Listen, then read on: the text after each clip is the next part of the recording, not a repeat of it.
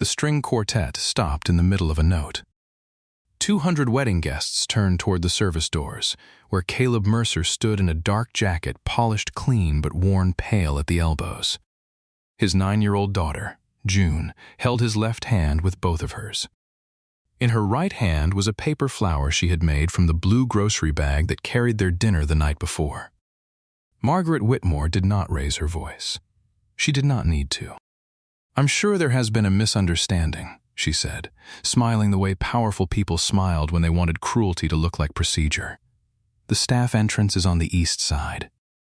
Caleb lifted the cream-colored invitation from his pocket. It had been folded twice so it would not bend against the old brass key he carried for the ranch supply shed. "We were invited," he said. Margaret glanced at the card but did not take it. A courtesy invitation is not always a seating arrangement. June's fingers tightened around his hand. Their truck had less than a quarter tank of gas. Caleb had $43.18 in his checking account, and the dress June wore had cost $17 at a second-hand store. She had spent an hour sewing one loose pearl back onto the collar. Now she stared at the marble floor as though she were afraid even her shoes had entered the wrong room. Caleb looked past Margaret toward the ballroom. Chandeliers burned above white roses, crystal glasses, and men whose watches cost more than the house he rented. He could have argued. He could have shown the handwritten note on the back of the invitation. "Please come as my guests. Both of you, Hannah." Instead, he folded the card once more. "All right," he said. "Come on, June." A security man shifted aside. Caleb took one step toward the door. Then the bride appeared at the top of the staircase. Hannah Whitmore had one hand against the railing and the other lifting the edge of her dress. Her face was pale, not with bridal nerves, but with recognition. "Stop," she said. The room obeyed. Margaret turned. "Hannah, darling, we're handling a seating issue." "No," Hannah said. "You're removing the man who carried us out of Red Creek." A glass slipped from someone's hand and struck the carpet without breaking. Caleb closed his eyes. Hannah descended one step. "Before anyone touches him," she said, "everyone in this room needs to know what happened the night my family survived." And before that truth reached the ballroom, 6 weeks of pride, fear, and old grief had already pushed Caleb to the edge of leaving town without saying goodbye. Before we go further, subscribe and tell us where you're watching from tonight. Some acts of courage remain invisible for years, but invisibility does not make them small. 6 weeks earlier. Caleb woke at 4:37 every morning because the pipes in the rental house knocked 3 times before the heater came on. He lay still until he heard June breathing evenly in the next room. Then he dressed in the dark, buttoned a work shirt that still carried a faint line of red dust at the collar, and packed 2 lunches. His was black coffee in a steel bottle and a biscuit left from Sunday. June's had sliced apples, cheese, and the last of the peanut butter. On the refrigerator, beneath a magnet shaped like a horseshoe, June had taped a drawing of 3 people standing in front of a yellow house. The tallest figure wore a brown hat. The smallest held both parents' hands. Caleb never asked why June still drew her mother. He only straightened the paper when its corners curled. By 5:15, his old truck was moving through the dark toward Whitmore Ridge, a 12,000-acre cattle property that had recently become half working ranch, half luxury event venue. The Whitmores still raised horses and cattle, but weddings paid faster than livestock. Caleb worked wherever the property needed him: fence repair, calving, irrigation, storm cleanup. He had been there 8 years and held no title beyond ranch hand, though 3 foremen had learned not to make a decision about the river pasture before asking him. That morning, a temporary wedding crew had arrived before sunrise. White tents rose beside the stone lodge. Electricians ran cables through wet grass. A florist complained that the barn smelled like a barn. Caleb parked near the machine shed and found his supervisor, Wade, staring up at a suspended lighting frame above the reception deck. "Morning," Wade said. "Event people want that truss moved 4 feet west." Caleb looked at the steel frame, the wind coming over the ridge, and the shallow anchors pressed into last week's rain-softened ground. "They can move it," he said. "But not with those anchors. The rental company signed off. The rental company isn't standing under it when the wind turns." A man in a fitted gray coat heard him and approached. He introduced himself as Julian Marks, the wedding planner. His smile never reached his eyes. "We've installed this system at 83 events," Julian said. "I appreciate local input, but we are already behind." Caleb crouched and pressed 2 fingers into the soil. Water rose around his knuckles. "What's the load after the flower wall goes on?" Julian blinked. "The engineers approved it." "That wasn't my question." Wade coughed into his fist to hide a smile. Caleb stood. "You need screw anchors twice that length and 2 cross braces. Wind comes down this draw afternoon. It won't push the frame. It'll lift it." Julian looked at Caleb's mud-dark boots. "Thank you," he said. "We'll take it under advisement." Caleb nodded once and walked away. At 7, a black utility vehicle crossed the lawn. Margaret Whitmore sat in the passenger seat reviewing papers while her assistant spoke into a phone. She was 62, silver-haired, composed, and famous in 3 counties for remembering donors' names. After her husband's stroke, she had become the practical center of the Whitmore family and the public face of the Red Creek Renewal Foundation, which funded emergency shelters and flood sirens. The vehicle stopped beside Julian. He pointed toward the lighting frame and then toward Caleb, who was replacing a gate hinge 40 yards away. Margaret listened, looked at the clouds, and said something Caleb could not hear. 10 minutes later, a delivery truck arrived with deeper anchors. At 3:30, Caleb left the ranch for June's school. His truck made a hard metallic click when he turned onto the county road. He felt it through the steering column before he heard it. He pulled over. The front bearing was failing. He sat behind the wheel and looked at the numbers on his phone. Rent was due in 9 days. June's inhaler refill was due in 4. The repair shop estimate would be at least $600. Then he called Wade. "I need the extra wedding shifts." "All of them?" "All you have. That's 12 days straight." "I know." He reached the school 27 minutes late, carrying a grease mark across one sleeve. June sat alone on the front steps with her violin case between her knees. The other children were gone. She stood without complaint. "I'm sorry," he said. "It's okay." "It isn't." She gave him the small, careful smile children use when they are protecting a parent. They walked home because the truck would not start again. Halfway there, rain began. Caleb took off his jacket and held it above June's head. She carried the violin under her dress. Water ran down his neck and beneath his shirt, cold enough to pull a memory out of him before he could stop it. Black water. A rope cutting into his palm. A woman screaming that her son was still inside the vehicle. Caleb's steps slowed. June touched his wrist. "Dad?" He looked at the road again. "I'm here." That evening, while Caleb tried to remove the truck bearing in the dirt beside their porch, a white car stopped at the gate. Hannah Whitmore stepped out wearing jeans, boots, and a sweater the color of winter wheat. She carried June's missing sheet music under one arm. "You left this at rehearsal," she said.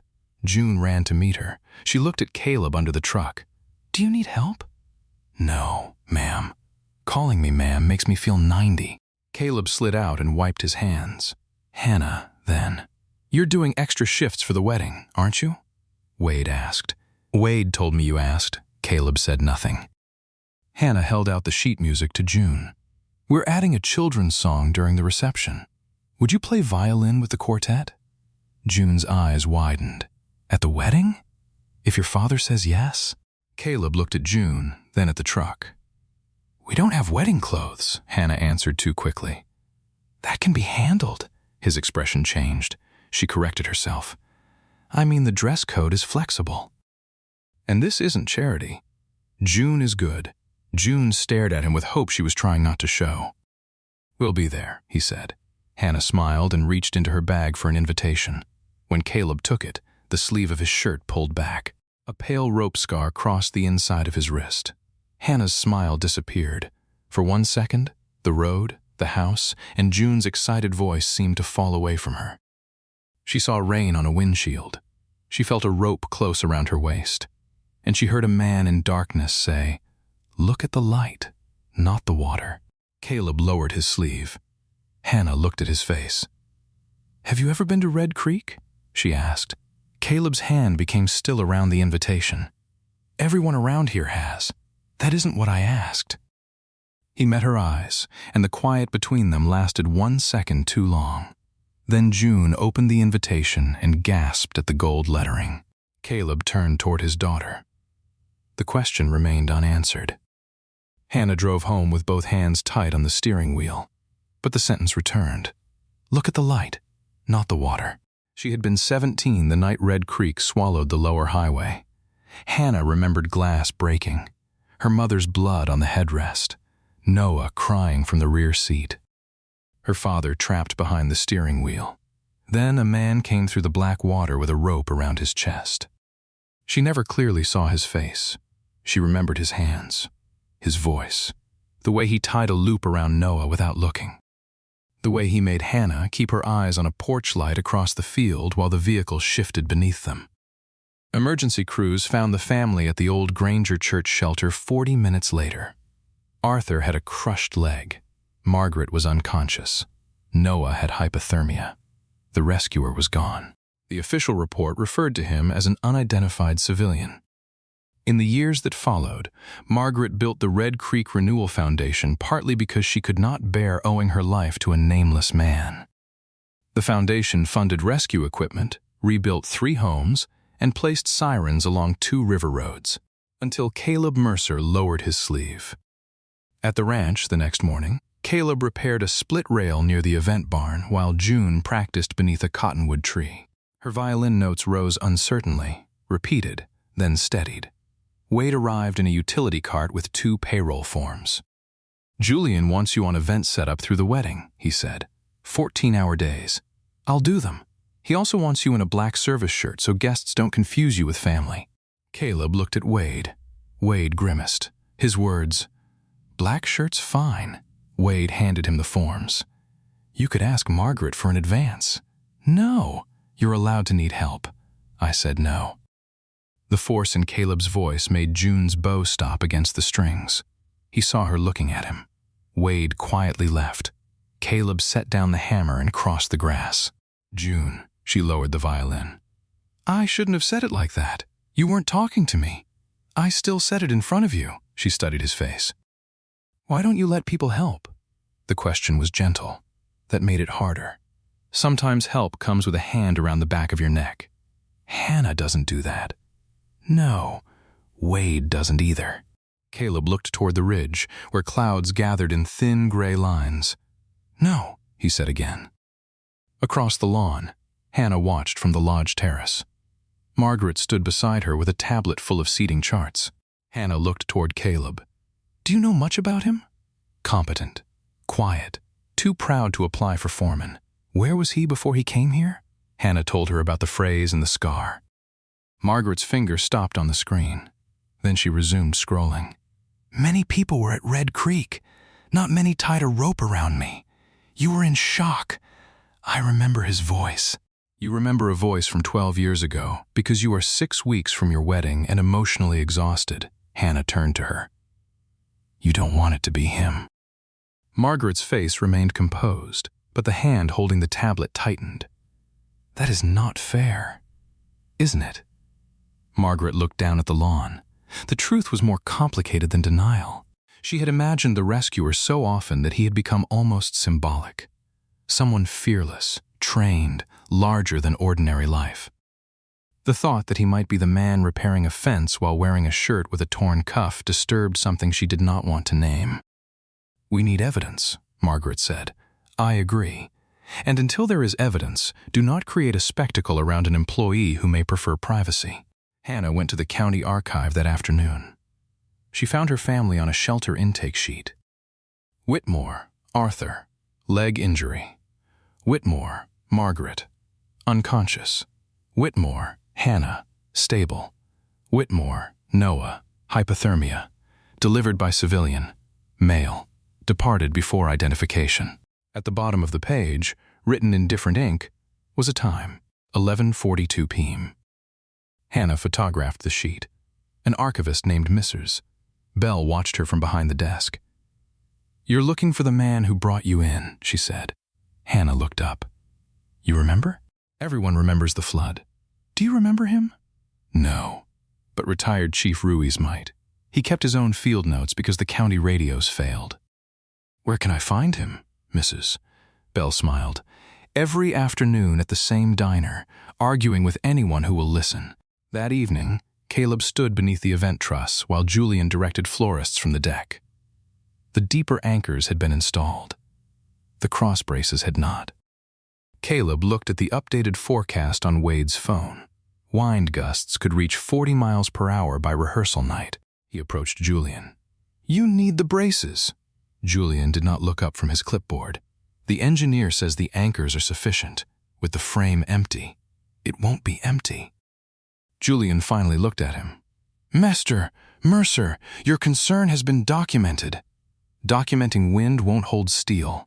Margaret arrived before Julian could answer. She was tired enough to hear warning as opposition. "Caleb," she said, "Julian has authority over event installations. The frame needs 2 braces. And if every employee substitutes personal judgment for assigned responsibility, there is no authority at all." Caleb looked at the structure again. "Then keep people off this deck when the wind changes." Margaret's tone cooled. "I value your work. But there is a difference between being useful and being responsible for the whole property." The sentence was not shouted. That was why everyone heard it. Caleb's jaw moved once. "Yes, ma'am." He walked away. Julian exhaled. "Thank you." Later that night, Caleb found June sitting on the porch with the invitation in her lap. "Do we have to go?" she asked. "You've practiced for 3 weeks." "That's not what I asked." He sat beside her. June traced the gold letters. "Mercer's. Whitmore talks to you like you're a broken fence." Caleb stared into the dark field across the road. 12 years earlier, after bringing the Whitmores to the church, he had gone back into the flood for Evelyn. He searched until sunrise. When rescuers finally found her truck, it was pinned beneath fallen timber half a mile downstream. He had saved 4 people that night. He had not saved his wife. Every compliment about courage sounded to him like an accusation with half the facts missing. "I don't know how," he said. June leaned against his shoulder. For once, he did not tell her he was fine. At the diner, Hannah found retired Chief Mateo Ruiz eating pie beside a stack of old newspapers. He listened without interrupting as she described Caleb. When she mentioned the rope scar, Mateo set down his fork. "Mercer," he said. "You know him?" "I knew his wife." Hannah sat very still. Mateo looked through the window at the evening traffic. "That man didn't just bring your family to the shelter," he said. "He went back into the river after we ordered all civilians out." "Why?" "Because Evelyn Mercer was missing." Hannah felt the answer before he gave it. "She died?" Mateo nodded. "Did Caleb know he had saved us? He knew your last name. Everybody knew the Whitmores. Why didn't he come forward?" Mateo's eyes hardened with old memory. Because while newspapers were asking about a hero, he was choosing a coffin for his wife. He reached into his bag and removed a weathered notebook bound with black tape. "I wrote down what the radios lost," he said. "If you want the truth, it's in here." Hannah opened the book. At 11:31 p.m., Mateo had written, "Civilian Mercer entered vehicle. 1 adult male pinned. 2 juveniles. 1 adult female unconscious. Used horse lariat, South Cottonwood anchor." At 11:42, Mercer delivered 4 Whitmores to Granger Shelter. Refused treatment. Asked location of blue Ford pickup, plate ending 61K. At 12:03, Mercer re-entered flood zone, searching for wife. Hannah pressed her fingers against the page, the handwriting blurred. Mateo turned the notebook toward himself and tapped one final line. At 4:18 a.m., Mercer located, hands cut, hypothermic. Repeated, "I chose the other vehicle first." Hannah closed her eyes. For 12 years, her family had spoken about the unknown man who saved them. No one had spoken about what saving them cost him. When she returned to the ranch the next morning, Caleb was standing beneath the truss, adding the missing cross braces himself. No one had authorized him. No one was helping him. He tightened the last connection, climbed down, and saw Hannah holding Mateo's notebook. The wrench stopped in his hand. "You talked to him," Caleb said. "Yes." He looked toward June, who was practicing near the barn. What do you want? The question was not defensive. It was tired. I want to thank you. No. Hannah was startled. No, don't thank me. You saved my family. I did what was in front of me. You lost your wife that night. His face changed, but his voice remained even. Do not turn Evelyn into the price of your survival. I wasn't. That story will make people feel something clean. It wasn't clean. Hannah held the notebook against her chest. My mother built a foundation because of that night. Good. She should know. She knows she lived. That's enough. It isn't enough for me. Caleb looked at her for a long moment. Then the wind moved through the deck. The lighting frame shuddered once. The cross braces held. Caleb watched the steel settle. Sometimes knowing who saved you makes you look backwards so long you stop seeing who needs help now, he said. He picked up his tools. Hannah followed him 2 steps. Will you still come to the wedding? June will play. And you? He did not answer. On the ground near the anchor, Hannah noticed a short length of old rope protruding from Caleb's tool bag. 3 blue stitches reinforced one frayed section. The rescue report listed a horse lariat.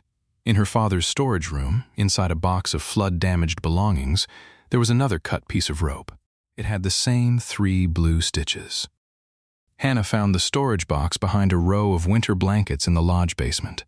The lid carried a faded label in Arthur's handwriting, Red Creek, returned items. Inside were a cracked watch, 2 mud-stained shoes, Noah's childhood coat, and a coil of rope cut cleanly at both ends. 3 loops of blue thread reinforced a weak place near the center. Her father sat in a wheelchair by the basement door. Arthur Whitmore had regained most of his speech after the stroke, though words came more slowly when he was tired. He watched Hannah place Mateo's notebook beside the rope. You remember him? She asked. Arthur rubbed one hand over his damaged knee. Not face, he said. Voice. What did he say? Arthur looked at the concrete floor. Asked. Which child could swim? Hannah swallowed. He chose Noah first? Arthur nodded. Then your mother. Then you. Came back for me. Hannah carried the rope upstairs. Margaret was in the library on a call with the bank. She ended it when she saw her daughter's face. What happened? Hannah placed the notebook and rope on the desk. Margaret read in silence. At the line about Evelyn, her breathing changed. When she finished, she sat without moving. It was him, Hannah said. Margaret touched the blue stitches. Her first instinct was shame. Her second was fear. The wedding was in 12 days. Press would attend. The bank chairman would attend. The foundation's annual campaign used the Red Creek story in its materials. If the rescuer became public during the event, every reporter would ask why he had worked on Whitmore land for 8 years without recognition. We should speak to him privately, she said. We should listen to what he wants. No, you mean contain it. I am trying to protect this family. From what? Gratitude? From turning a man's worst night into entertainment. But if anyone humiliates him at my wedding, I will not protect their comfort with his silence. Hannah took the notebook and left the rope on the desk. That afternoon, Margaret asked Caleb to meet in the lodge office. Margaret closed the door. I know about Red Creek, she said. Caleb looked toward the window. Hannah had no right to dig through that. She was looking for the truth. Truth can be another word for something people want to own. I owe you my life, my children's lives. My husband's, you don't, his answer was quiet. What do you expect me to do with this? Caleb looked at her. Nothing. She walked to the desk and opened a folder. Inside was a check. The amount was enough to repair Caleb's truck, clear 6 months of rent, and refill June's prescriptions without calculation. He looked at the number. This is not payment for a life, she said. It is practical recognition. It can remain private. Private? If that is your preference? Is it mine? Caleb touched the edge of the check with one finger. You don't want to thank me, he said. You want to settle the account. That is unfair. Maybe. He pushed the check back. I need money. More than you know. That's why I had to think about it. But if I take that, every time I buy my daughter something, I'll hear the word private. That is not what I intended. Intent is a quiet thing. Consequences make more noise. He turned toward the door. "I am sorry about your wife."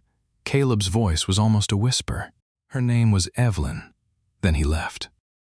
That evening, June found him splitting wood behind the house with more force than the task required.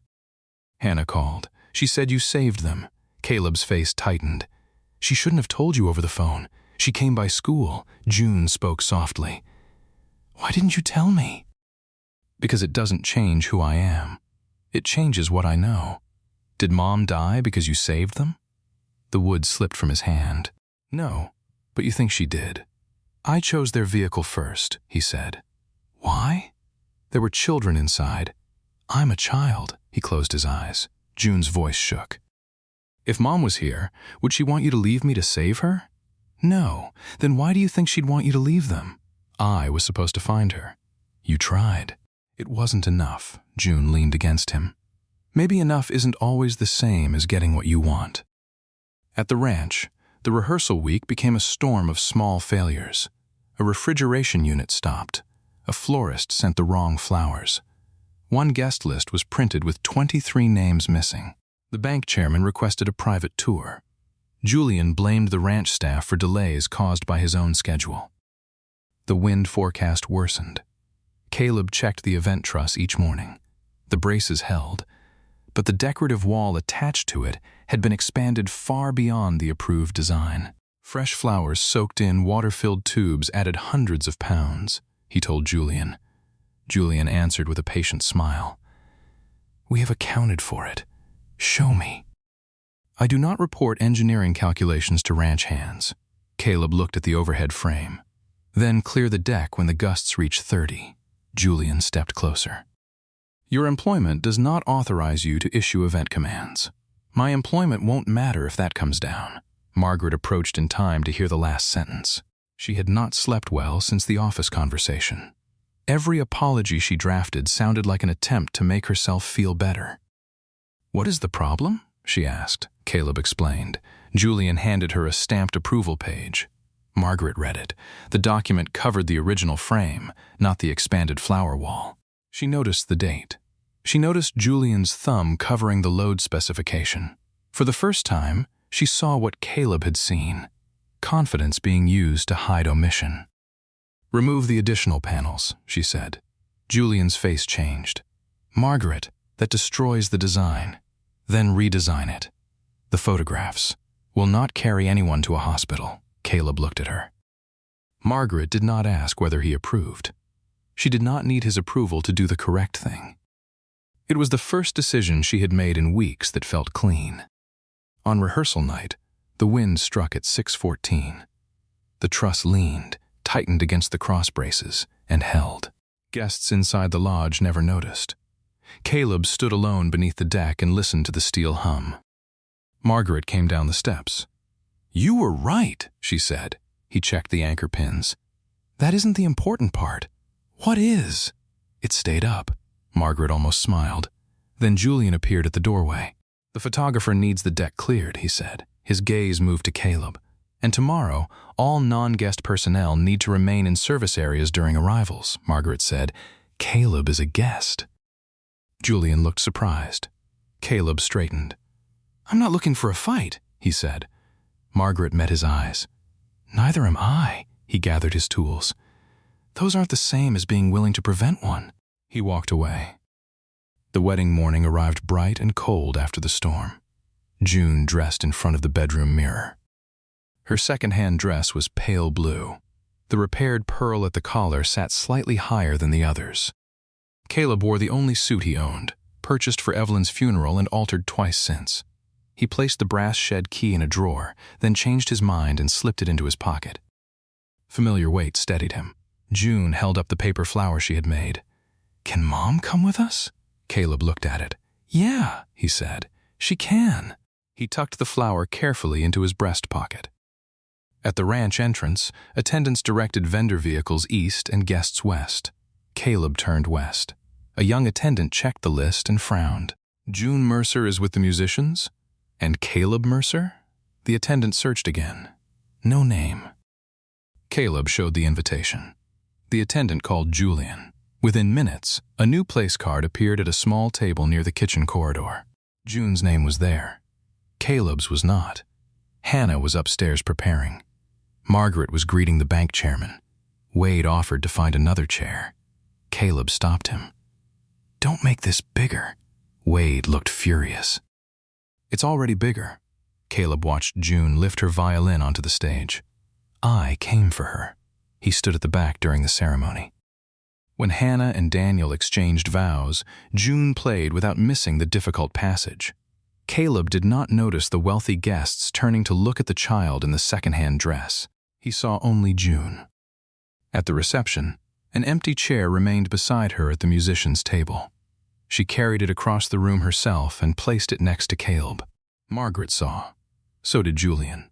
The bank chairman asked Margaret whether service personnel were being seated among donors. He said it lightly, but the loan decision sat behind the words. Margaret hesitated. It lasted only a second, but 1 second is enough for an old habit to choose a new disguise. She approached Caleb with the same careful smile she had used in 100 difficult rooms. "I'm sure there has been a misunderstanding," she said. The quartet stopped. "The staff entrance is on the east side," Margaret said. The sentence left her mouth, and even before the room turned, she knew she had failed. Caleb lifted the invitation. "We were invited." A courtesy invitation is not always a seating arrangement. June tightened both hands around his. He could feel every eye in the ballroom. He could also hear the slight rattle of the ventilation above the chandeliers. The room was so quiet that the sound seemed enormous. Caleb folded the invitation. "All right," he said. "Come on, June." Then Hannah's voice came from the staircase. "Stop." Margaret turned. "Hannah, darling, we're handling a seating issue." "No," Hannah said. "You're removing the man who carried us out of Red Creek." The ballroom went still. Hannah descended the stairs, her wedding dress moving over the stone steps like white water. Daniel followed several paces behind. He held a weathered black notebook in one hand. Hannah stopped beside Caleb. He did not look at her. "I asked you not to do this," he said quietly. "You asked me not to turn your grief into a performance," she answered. "I won't. But I will not let your silence become permission for our cruelty." Hannah turned toward the guests. 12 years ago, my family's vehicle was swept from Cottonwood Bridge during the Red Creek flood. An unidentified man tied a rope to a cottonwood tree, entered the current, and brought out my brother, my mother, me, and finally my father. No one moved. He delivered us to Granger Church at 11:42 p.m., then he left before anyone learned his name. Daniel placed the notebook on a table. Hannah opened it. "This is the field log of retired Fire Chief Mateo Ruiz. Entry 1131, civilian Mercer entered vehicle. 1 adult male pinned. 2 juveniles. 1 adult female unconscious. Used horse lariat, South Cottonwood anchor." Caleb's breathing changed. June looked up at him, eyes shining. Hannah continued. "Entry 1142. Mercer delivered 4 Whitmores to Granger Shelter. Refused treatment. He came back," Arthur said. "For me." Hannah lifted the cut section of rope from the table. 3 blue stitches crossed the fibers. "This piece was cut from the line around my waist.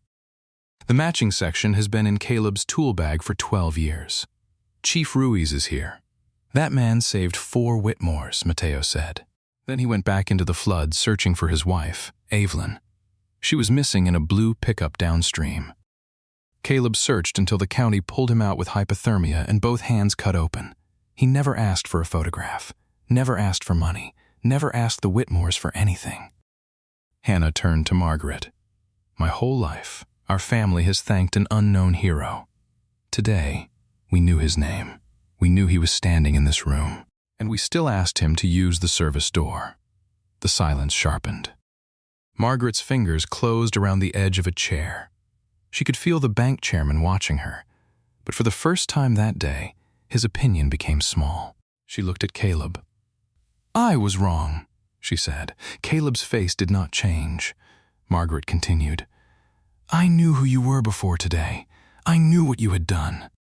And when I felt embarrassed in front of people whose approval I wanted, I treated you as though your place could be decided by your clothes and your paycheck.